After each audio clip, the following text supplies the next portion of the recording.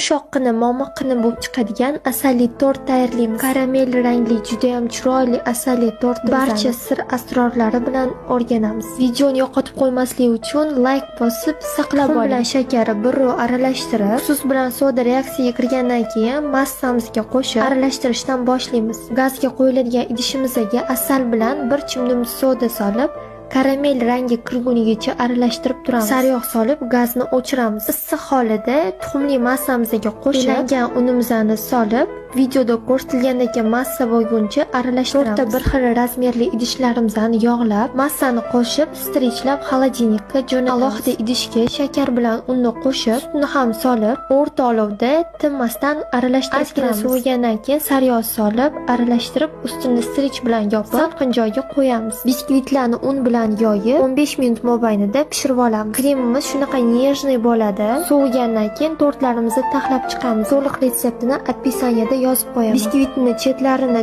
tekis qilib kesib olib, chiqqanini maydalab, ustiga sepib chiqamiz. 6 soatga xolodilnikka jo'natamiz. Oila a'zolaringizni xursand qilib, albatta tayyorlab ko'ring.